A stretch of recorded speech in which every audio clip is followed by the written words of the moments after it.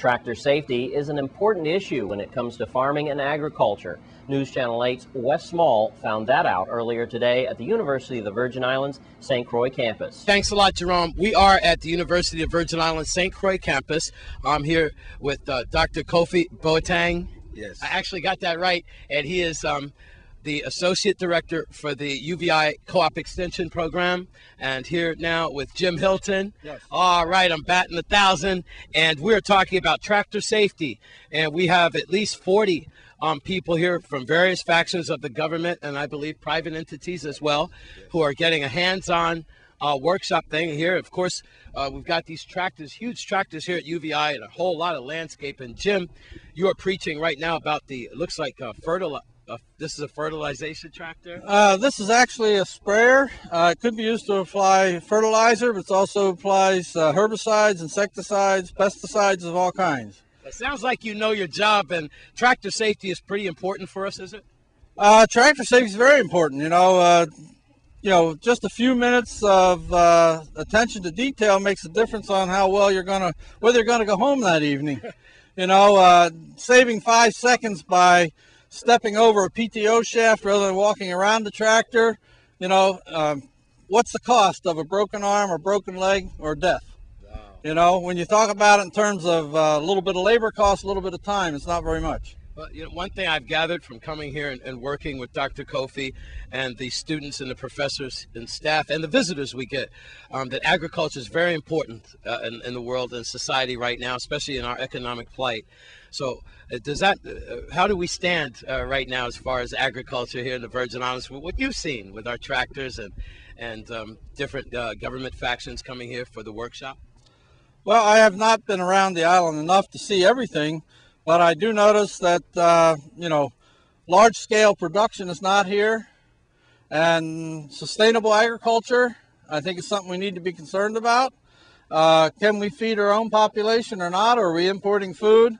I understand that there's no longer any real dairies on the island, that all that dairy has gone to, what, Puerto Rico? I believe it was. And, yes. But I do see goats and I do see sheep, and I know we have some poultry. And I mean, to me, it's an ideal environment to be growing your own food.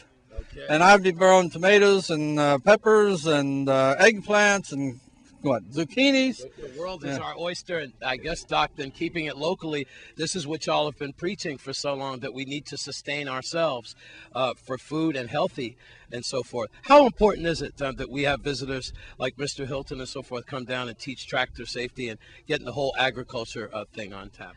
I think that is very, very important, because safety in every aspect of our operation is very, very important.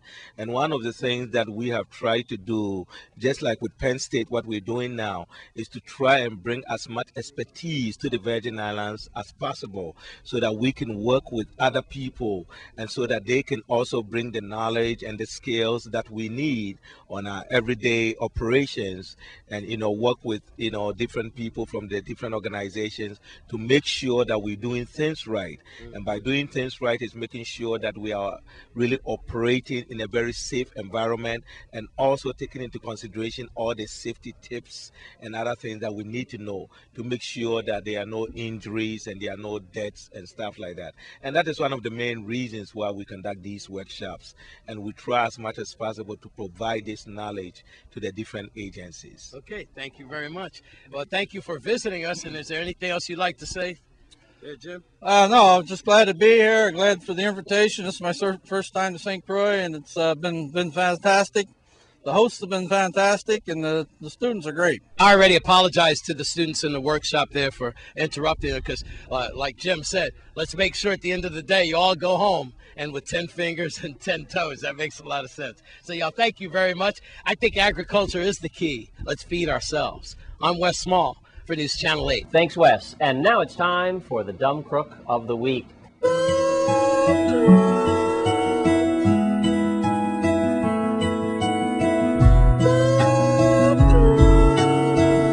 He's 19-year-old Lincoln Lewis, and here's the story. A man told police that at 10 p.m. his girlfriend had parked her car at the university soccer field on St. Thomas.